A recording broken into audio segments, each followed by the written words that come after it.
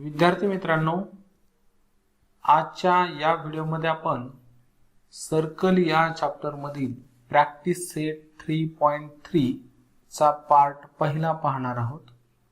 पहिल्या पार्ट मध्ये आपण प्रॅक्टिस सेट 3.3 साठी जो बेसिक भाग दिलेला आहे आणि जे थिअरम आपल्याला दिलेले आहेत ते आपण या भागामध्ये समजावून घेणार आहोत, शिकणार आहोत।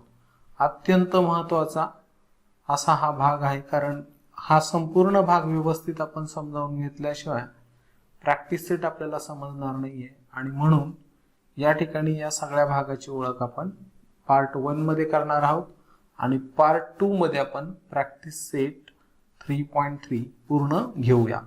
तर या ठिकाणी पहा, सुरुवात करू आपण आर्क ऑफ अ सर्कल यापासून। सर्कलचा जो आर्क असतो त्याला कसं आपण लक्षात घ्यायचं, तर या आकृतीवरून आपण समजावून घेऊया। इथं पहा, या आकृतीमध्ये लाईन के ही दिलेल्या सर्कलला ए आणि बी या दोन पॉइंट्स मध्ये इंटरसेक्ट करते आणि यामुळे या सर्कलचे आपण आता सुरुवातीच्या भागामध्ये सर्कल म्हणजे काय हे समजावून घेतलं होतं। तर हा गोलाकार सेट ऑफ द पॉइंट, बिंदूंचा हा गोलाकार संच म्हणजे सर्कल असतो आणि म्हणून या लाईननं या सेट ऑफ द पॉइंटला दोन पॉइंट मध्ये इंटरसेक्ट केलंय, डिवाइड केलंय आणि त्यामुळे त्याचे दोन पार्ट तयार झाले। एक पार्ट तयार झाला AXB आणि दुसरा पार्ट तयार झाला AYB। तर या तयार झालेल्या पार्ट्सलाच आपण आर्क ऑफ अ सर्कल असे म्हणतो। तर या ठिकाणी लक्षात घ्या, इथं आपण समजावून घेऊ डेफिनेशन त्याची। A secant divides a circle in the two parts.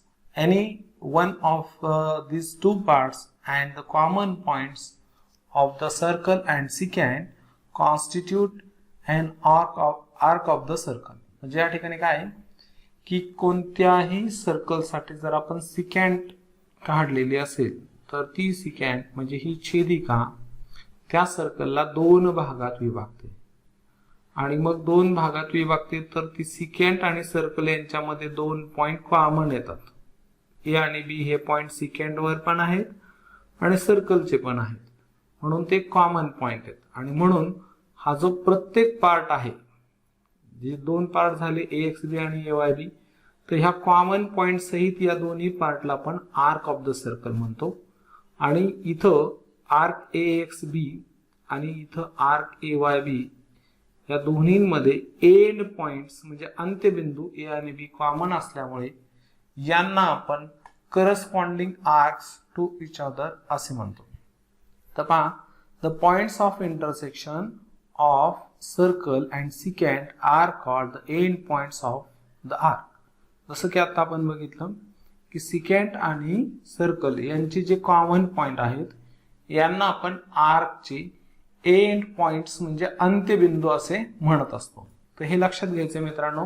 मग आर्क ऑफ द सर्कल म्हणजे नेमकं या ठिकाणी लक्षात घ्यायचं तुम्ही की सिकॅन्टच झालं पाहिजे असं काही नाही, सिकॅन्ट दिली नसेल तरी आर्क तयार होऊ शकतो।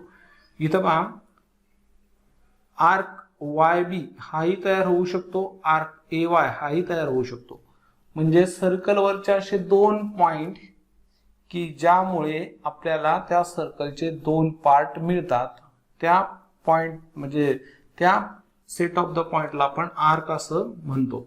इथे ए आणि वाय या दोन पॉइंट मुळे आपल्याला सेट ऑफ द पॉइंट्सचे दोन भाग जे मिळतात, एक AY आणि दुसरा AXY किंवा ABY। आता इथं एंड पॉइंट आपल्याला घ्यावेच लागतात, पण मध्ये जेवढे पॉइंट येतील त्यापैकी आपण एक पॉइंट घेणं आवश्यक असतं कोणताही। इथं पहा, बी आणि एक्स या दोन पॉइंट मुळे सर्कलचे दोन पार्ट झाले, म्हणून आर्क BX एक छोटा तयार झाला आणि बी पासून एक्स कडे असं सरळ आलो तर, आणि आर्क BYAX हा दुसरा आर्क तयार झाला। तर अशा पद्धतीनं हा BX छोटा मायनर आर्क आहे, पुढे आपण त्याला पाहणारच आहोत टाइप्स ऑफ द आर्क्स मध्ये। आणि त्यानंतर BYAX किंवा BYX हा मेजर आर्क आहे। तर हे करस्पॉन्डिंग आर्क्स होतील। या ठिकाणी AX चा करस्पॉन्डिंग मायनर आर्क BX होणार नाही किंवा मेजर आर्क BX होणार नाही. तर ज्या दोन आर्क्स मध्ये एंड पॉइंट्स कॉमन असतात तेच एकमेकांचे करस्पॉन्डिंग आर्क्स होऊ शकतात. म्हणजे AX चा करस्पॉन्डिंग आर्क AY B ने होऊ शकत, कारण AX आणि AYB मध्ये A हा एंड पॉइंट कॉमन आहे पण B हा एंड पॉइंट कॉमन दिसत नाहीये. याचा एंड पॉइंट दुसरा X आहे आणि याचा B आहे, म्हणून मग एकमेकांचे करस्पॉन्डिंग आर्क्स होणार नाही. करस्पॉन्डिंग आर्क साठी AX हा पहिला आणि AYX हा दुसरा, हे एकमेकांचे करस्पॉन्डिंग झाले. त्यानंतर आपण पाहणार आहोत types of the arcs. Types of the arcs म्हणजे जसं की आता आपण डिस्कस केली होती मेजर आर्क आणि मायनर आर्क्स. तर पहा या ठिकाणी if the centre of circle is on the one side of the secant, then the arc on the side of the center is called major arc. पहा या ठिकाणी आपल्याला सांगितलेलं आहे if the center of circle is on one side of the secant, then the arc on the side of the center is called major arc. म्हणजे सिकॅन्ट सर्कलला सिकॅन्ट दिल्यानंतर ती सिकॅन्ट सर्कलचे दोन पार्ट तयार करते. मग ज्या पार्टमध्ये सर्कलचा सेंटर येत असतो त्या पार्टला आपण मेजर आर्क म्हणणार आहोत. तर या ठिकाणी पहा AXB आणि AYB असे दोन पार्ट तयार झालेत. मग जो वरचा पार्ट आहे यामध्ये सर्कलचा सेंटर तुम्हाला दिसतोय आणि म्हणून AYB हा जो पार्ट आहे याला आपण मेजर आर्क म्हणणार आहोत. आणि ज्या पार्ट मध्ये सेंटर येत नाही त्याला आपण मायनर आर्क म्हणणार आहोत. इथं आपल्याला दिलंय ते and the arc which is on the other side of the centre is called minor arc. म्हणजे सेंटरच्या दुसऱ्या बाजूला जो आर्क तयार होतो त्याला आपण सिकॅन्डनं जे दोन पार्ट तयार केले त्यापैकी ज्या पार्ट मध्ये सेंटर येईल तो मेजर आर्क आणि ज्या पार्ट मध्ये सेंटर येणार नाही तो मायनर आर्क. तर या ठिकाणी पहा इथं in the figure arc AYB is the major arc and arc AXB is the minor arc. AYB हा मेजर आर्क आहे आणि AXB हा मायनर आर्क आहे. याशिवाय आर्क्सचा अजून एक प्रकार आपण पाहूया semi circle arc. Semi circle arc म्हणजे जेव्हा सिकॅन्ट ही सेंटर मधून जात असते किंवा एखादी कॉर्ड ही सेंटर मधून जात असते. तर या पद्धतीने जर समजा ही इथून जाणारी सिकॅन्ट किंवा कॉर्ड असेल सेंटर मधून AD, तर यामुळे इथं दोन आर्क जे तयार झाले आर्क AYD आणि आर्क AXD या दोन्हींचं मेजरमेंट सेम आहे आणि सेम आर्क तयार झालेले आहेत म्हणून यांना आपण सेमी सर्कल आर्क असं म्हणतो. आणि त्यानंतर सर्कल कंप्लीट सर्कल हा एक आर्कचा प्रकार होईल. असे एकूण आर्कचे आपण या ठिकाणी 4 प्रकार minor arc, major arc, semi circle arc and circle arc. तर या ठिकाणी असे टाइप्स ऑफ द सर्कल होतील. त्यानंतरच्या भागात आपल्याला पाहायचं आहे अतिशय महत्त्वाचा भाग सेंट्रल अँगल. सेंट्रल अँगल हाही व्यवस्थित समजणं गरजेचं असतं मित्रांनो. त्यासाठी आपण इथं पुन्हा आकृती घेतलेली आहे आणि सेंट्रल अँगल जर समजला तरच मेजर ऑफ द आर्क तुमच्या लक्षात येऊ शकतो. तर या ठिकाणी जे नाव आपल्याला दिलंय या नावावरूनच तुम्हाला व्यवस्थित समजेल. सेंट्रल अँगल म्हणजे जो अँगल सेंटरशी निगडीत असतो. थोडक्यात असं जर म्हटलं तर चालेल, पण त्याला आपण डिफाइन करायचं म्हणलं तर the vertex of which angle is the centre of circle. आता या ठिकाणी पहा आकृतीमध्ये अँगल तयार झालाय AOB आणि याचा व्हर्टेक्स O आहे आणि O हा सर्कलचा सेंटर सुद्धा आहे. मग ज्या अँगलचा व्हर्टेक्स हा दिलेल्या सर्कलचा सेंटर असतो अशा अँगलला आपण सेंट्रल अँगल म्हणतो. तर इथं पहा आपल्याला डेफिनेशन सांगितली. When the vertex of an angle is the center of circle it is called a central angle.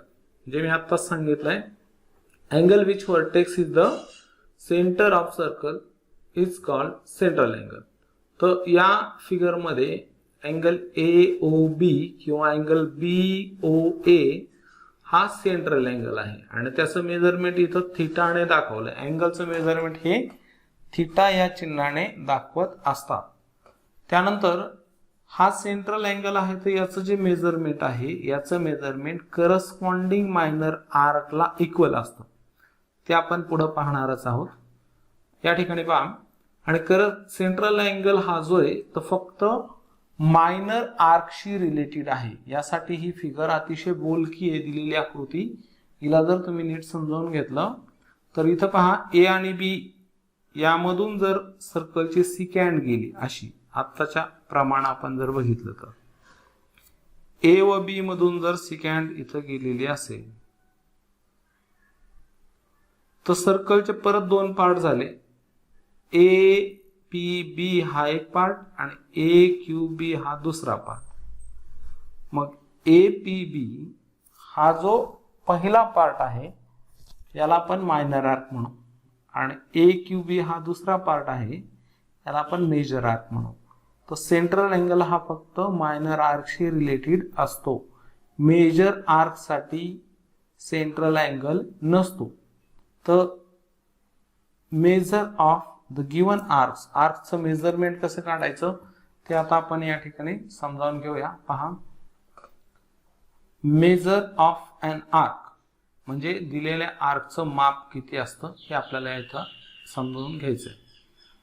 तर फर्स्ट मध्ये पहा, measure of an minor arc is equal to the measure of its corresponding central angle. आताच मी सांगितलंय की कोणत्याही minor arc साठी त्याचं मेजरमेंट हे त्याच्या करस्पॉन्डिंग सेंट्रल अँगलशी निगडीत असतं. आता करस्पॉन्डिंग सेंट्रल अँगल म्हणजे काय, तर इथं AOB हा सेंट्रल अँगल आहे आणि आर्क APB या आर्कचे एंड पॉइंट्स म्हणजे अंत्यबिंदू जेव्हा आपण सेंटरशी जॉईन करतो आणि त्यामुळे जो अँगल तयार होतो त्याला करस्पॉन्डिंग सेंट्रल अँगल असे म्हणतात. आता या ठिकाणी जर समजा अजून एक पॉइंट आपण इथे घेतला, इथं समजा C पॉइंट घेतला आणि इथं मी CO ला सुद्धा जॉईन केलं, CO अशा पद्धतीने आपण जॉईन करून टाकू तर इथं अँगल COA तयार होईल. तर आर्क APB चा अँगल COA हा सुद्धा सेंट्रल अँगलच आहे, पण तो आर्क APB चा करस्पॉन्डिंग नाहीये. म्हणजे आर्क APB चे एंड पॉइंट सेंटर बरोबर जॉईन करून हा अँगल तयार होत नाही. तर आर्क CA चे एंड पॉइंट सेंटर बरोबर जॉईन केल्यामुळे हा अँगल तयार झालाय. म्हणून अँगल COA हा आर्क CA चा करस्पॉन्डिंग सेंट्रल अँगल आहे, हे लक्षात घ्यायचं आहे. तर करस्पॉन्डिंगचा अर्थ ज्या मायनर आर्कचे एंड पॉइंट सेंटर बरोबर जॉईन केल्यामुळं सेंट्रल अँगल तयार झालाय त्याला आपण करस्पॉन्डिंग सेंट्रल अँगल असे म्हणत असतो. तर या ठिकाणी लक्षात ठेवा मित्रांनो, measure of a minor arc is equal to the measure of its corresponding central angle. हे वाक्य कधी विसरायचं नाही, अतिशय महत्वाचं आहे. सर्कल हा पूर्ण चॅप्टर होस्तर हे आपल्याला उपयोगाला येणार आहे. म्हणजे इथं आपल्याला सांगितलंय measure of central angle AOB is theta, जसं इथं दाखवलं होतं. थिटा हे मेजर हे अगोदर सांगितलंय. त्यानंतर आता measure of major arc. Major arc म्हणजे हा जो तयार झालेला आर्क AQB आहे याला आपण मेजर आर्क म्हणूया. आणि याचं जे मेजरमेंट आहे तर या ठिकाणी लक्षात घ्या, सर्कलचं मेजरमेंट 360 डिग्री असतं आणि त्यामधून आता इथं पहा आर्क APB आणि आर्क AQB या दोन्हींना मिळून हा सर्कल तयार होतो. आणि सर्कल मधून जर मी हा खालचा पार्ट APB जर काढून टाकला, हा जो आर्क काढून टाकला तर वरचा आर्क राहील आणि म्हणून major arc is equal to 360 degree, म्हणजे measure of circle minus measure of corresponding minor arc. म्हणजे कोणत्याही मेजर आर्कचं मेजरमेंट काढायचं असेल तर त्याचा करस्पॉन्डिंग मायनर आर्कला आपण 360 मधून मायनस करू, म्हणजे आपल्याला मेजर आर्कचं मेजरमेंट मिळेल.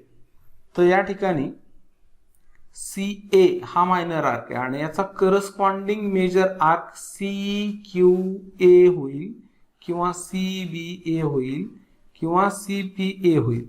तर या ठिकाणी इथं आपल्याला CQA चं मेजरमेंट काढताना 360 मधून आर्क APB मायनस करून चालणार नाही, कारण CQA हा मेजर आर्क आहे आणि त्याचा करस्पॉन्डिंग मायनर आर्क CA आहे. तर आपल्याला 360 मधून CA मायनस करावं लागेल, APB मायनस करून निघणार नाही. जर 360 मधून APB मायनस केला तर आर्क AQB चं मेजरमेंट आपल्याला मिळणार आहे. तर या ठिकाणी करस्पॉन्डिंग हा शब्द महत्वाचा आहे मित्रांनो. करस्पॉन्डिंगचा अर्थ असतो की असे दोन आर्क की ज्यामध्ये एक मायनर आर्क असतो आणि दुसरा मेजर आर्क असतो आणि त्या दोन्हींचे एंड पॉइंट्स म्हणजे अंत्यबिंदू कॉमन असतात, त्यांना आपण करस्पॉन्डिंग आर्क्स असं म्हणतो. तर 2 नंबर आपण 1 नंबर बघितलं की measure of minor arc is equal to measure of its corresponding central angle. Corresponding central अँगलचं मेजर किती असू शकतं, तर ते बिटवीन 0 to 180 डिग्री, म्हणजे कोणत्याही मायनर आर्कचं मेजरमेंट हे 0 to 180 डिग्रीच्या बिटवीन, म्हणजे 0 डिग्रीपेक्षा जास्त आणि 180 डिग्रीपेक्षा कमी असू शकतं. त्यानंतर measure of major arc is equal to 360 minus measure of corresponding minor arc हा झाला फॉर्म्युला, पण त्याचं ऍक्च्युअल मेजर असतं बिटवीन 180 डिग्री टू 360 डिग्री, म्हणजे याचा अर्थ 180 डिग्री पेक्षा जास्त आणि 360 पेक्षा कमी असू शकतं. आणि त्यानंतर measure of major arc AQB is equal to 360 minus measure of minor arc APB इथं आपण दिलेला आहे. त्यानंतर आता 3rd नंबरला सांगितलं आपल्याला major of a semi circle arc that is of a semi circle is 180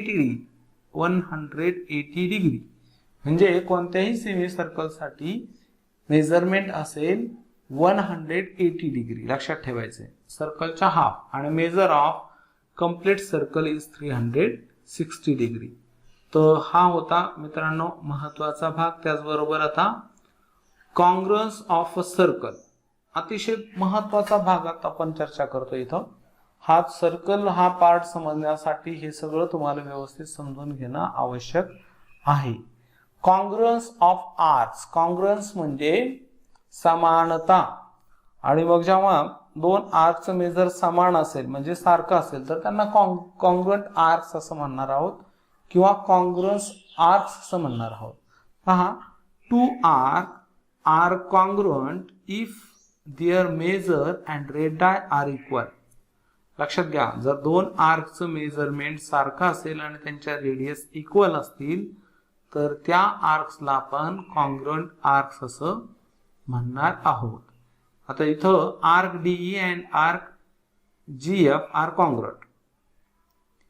DE and GF या फिगर मध्ये नाही घेतले आपण, ते इथं नुसतं नाव घेतलेले. जर हे कोणतेही 2 आर्क कॉन्ग्रुअंट असतील तर त्यांना जर लिहायचं असेल तर arc DE congruent with arc GF असं आपण लिहिणार आहोत. त्यानंतर मित्रांनो property of sum of measures of arc, ही एक महत्वाची प्रॉपर्टी चांगली व्यवस्थित समजणं गरजेचं आहे. तर इथं property of sum of measures of arcs म्हणजे आर्कच्या मेजरमेंटची सम बेरीज करण्याची प्रॉपर्टी आपल्याला इथं शिकायची आहे. इथं आर्क जो आहे आर्क ABC हा एक आर्क दिलेला आहे आणि त्यानंतर लगेच आर्क CDE घेतलेला आहे. इथं आपण समजून घेऊ. आर्क ABC मेजर आर्क, हे M म्हणजे measure arc ABC plus measure arc CDE, म्हणजे ABC आणि CDE या दोन आर्कच्या मेजरमेंटची जर सम केली तर ती मेजर आर्क ACE एवढी भरणार आहे. तर ABC आणि CDE यांच्या मेजरची सम आर्क ACE च्या मेजर एवढी असेल. तर या ठिकाणी तुम्हाला ऑब्झर्वेशन करायचं. तुम्ही म्हणाले एवढं काय, एकदम सोपं आहे, आम्हाला हे असंच लक्षात येतं, याला आपल्याला काही शिकायची आवश्यकता नव्हती. पण मित्रांनो समजावून घ्या की इथं दोन आर्क ABC आणि CDE यांच्यामध्ये एक एंड पॉइंट कॉमन आलाय आणि म्हणूनच यांचं सम होऊ शकली, अन्यथा यांची सम झाली नसती. इथं पहा आपण त्यासाठी उदाहरण घेतलंय.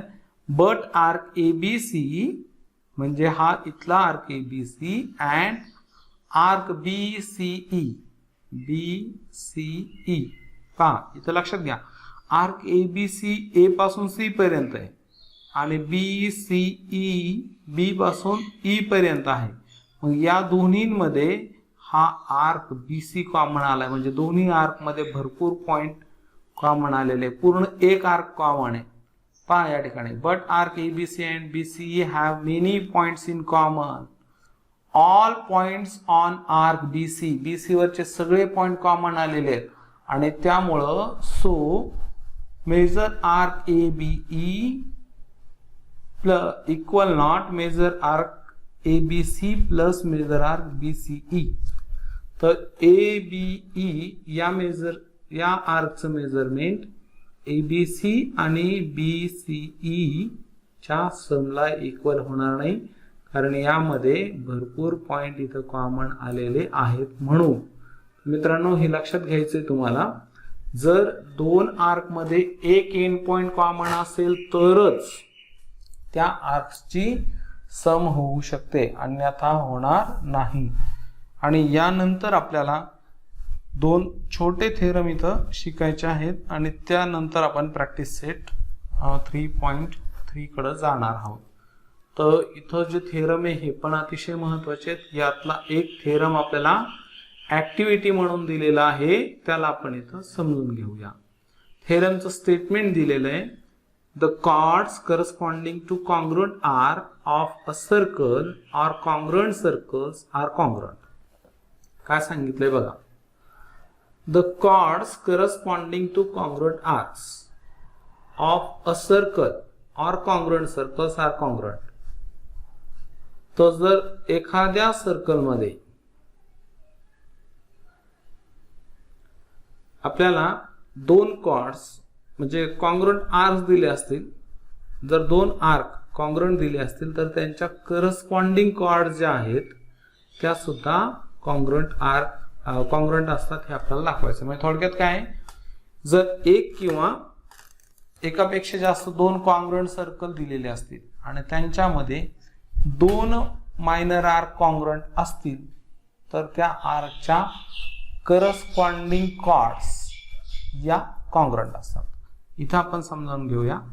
बी सेंटर असणारं सर्कल आहे आणि यामध्ये आर्क APC हा आर्क EQD ला कॉन्ग्रुएंट, हे दोन्ही मायनर आर्क आहेत. मग APC ची करस्पॉन्डिंग कॉर्ड जी आहे ती AC, म्हणजे APC चे एंड पॉइंट्स A आणि C जॉईन केल्यामुळं AC ही कॉर्ड तयार झाली. तसंच DQE या आर्कचे एंड पॉइंट्स जॉईन केल्यामुळं DE ही कॉर्ड तयार झाली. मग जर हे दोन आर्क इक्वल असतील, कॉन्ग्रुएंट असतील, तर या कॉर्ड पण कॉन्ग्रुएंट असतात, हे आपल्याला दाखवायचं. आणि मग या ठिकाणी आपण ह्या इथं अशा प्रकारच्या रेडियस काढून घेतलेल्या आहेत आणि या आधारावर आपल्याला गिवन लिहायचं आहे. In a circle with centre B, arc APC congruent with arc DQE. म्हणजे बी सेंटर असणाऱ्या सर्कल मध्ये ही दोन आर्क कॉन्ग्रुएंट आहे, यांचं मेजरमेंट सारखं आहे. इट इज द गिवन, ही दिलेला हा भाग आहे. टू प्रूव्ह मध्ये काय दाखवायचं आपल्याला, तर chord AC congruent to chord D.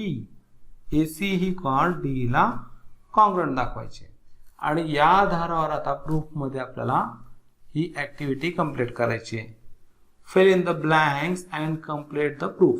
रिकाम्या जागा भरा आणि प्रूफ कंप्लीट आपल्याला करायचं आहे. तर in triangle ABC, triangle ABC मध्ये काय होत आहे? In triangle ABC and triangle DBE या दोन्ही ट्रायंगल मध्ये साइड एबी, इथं जरा नीट ऑब्झर्व करा, side AB congruent to side DB. AB ही साइड डीबी ला कॉन्ग्रंट आहे.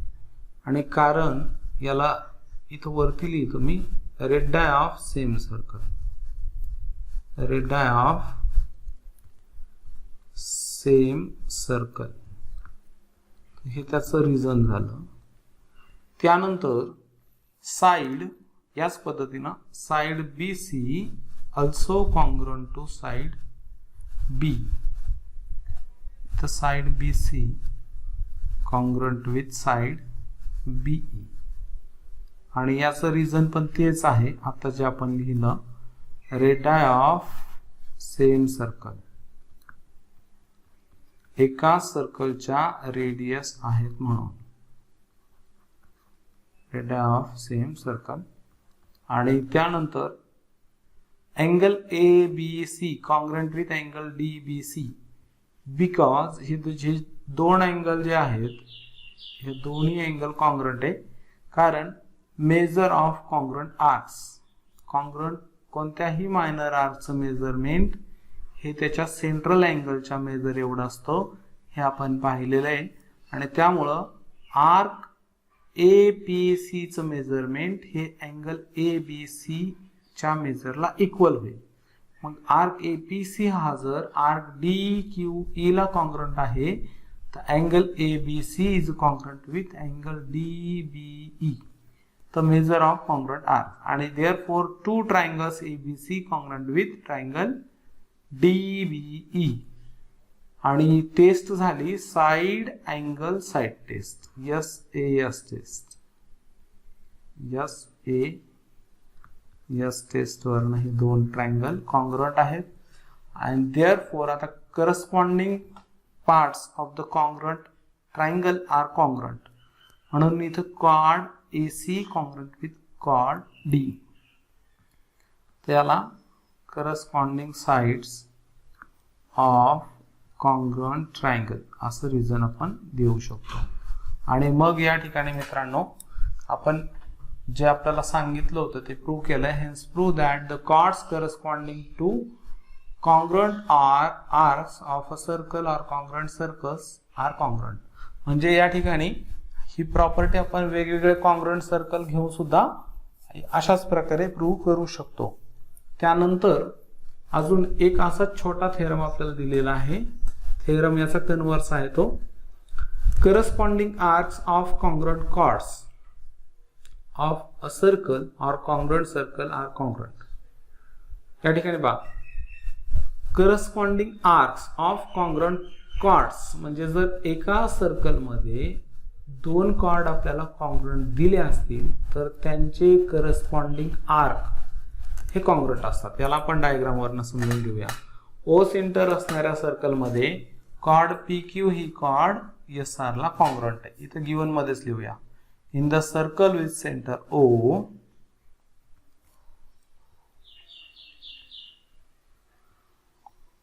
in the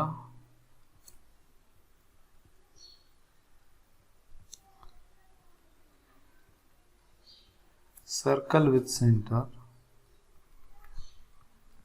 O, यामध्ये काय होतंय, chord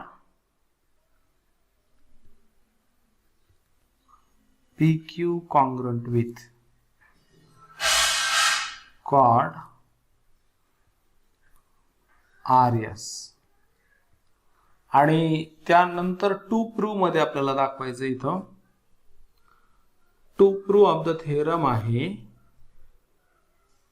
आर्क पी क्यू चा करस्पॉन्डिंग आर्क जो आहे, कॉर्ड पी क्यू चा corresponding arc P M Q आहे. म्हणून इथं arc P M Q congruent with arc RNS.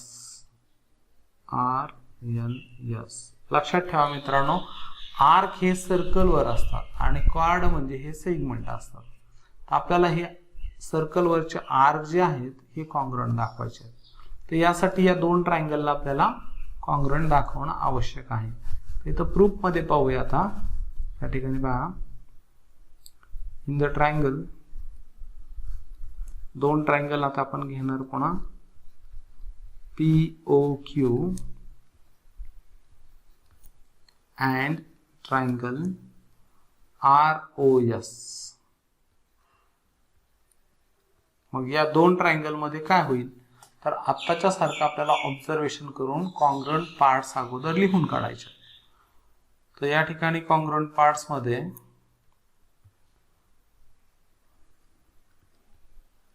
Side PO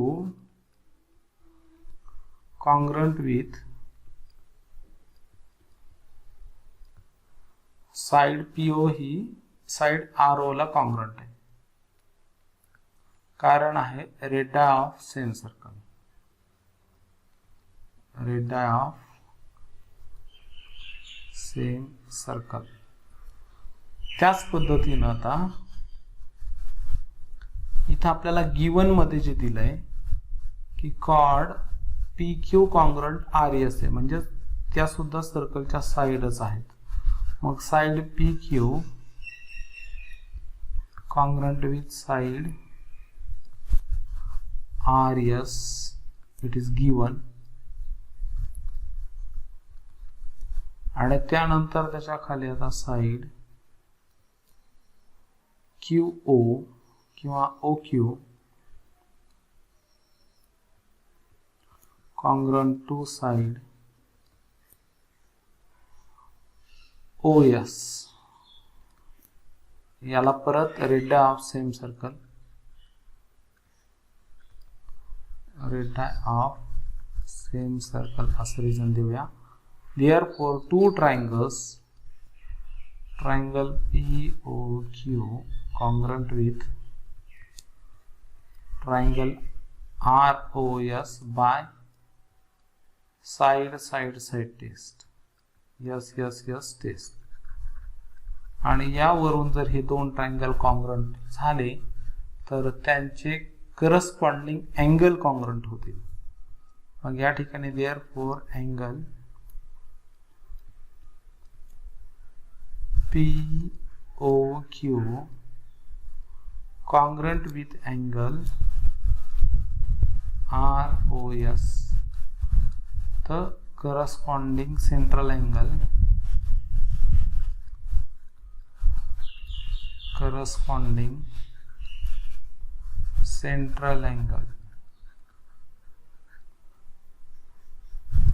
angles of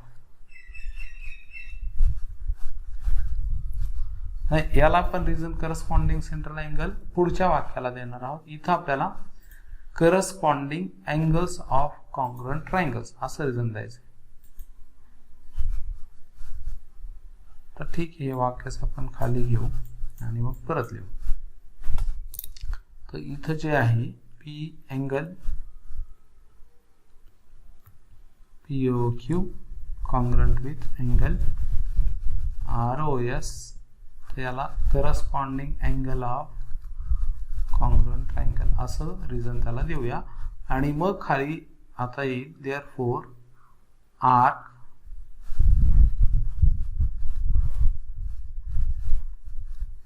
इथं POQ चा करस्पॉन्डिंग आर्क जो आहे, POQ चा करस्पॉन्डिंग आर्क पहा इथं अँगल POQ चा करस्पॉन्डिंग आर्क PMQ आणि ROS चा corresponding arc RNS.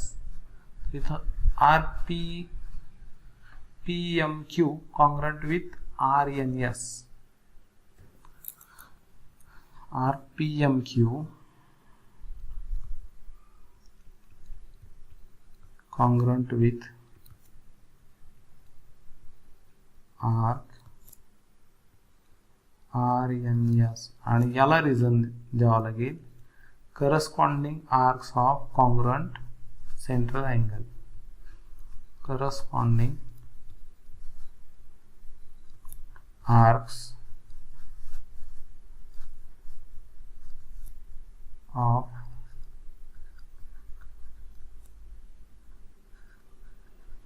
congruent central angle.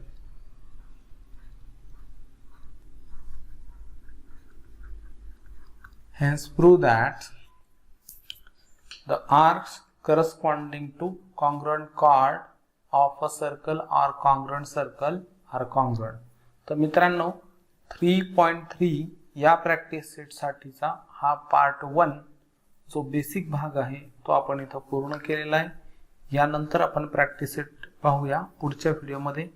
Video आवडल्यास नक्की लाईक करा, तुमच्या मित्रांना शेअर करा, तुमच्या प्रतिक्रिया कमेंटच्या माध्यमातून देत चला आणि चॅनलला नक्की सबस्क्राईब करा, बेल बटन दाबा, ज्यामुळे तुम्हाला नवीन व्हिडिओचे मेसेज मिळत राहतील.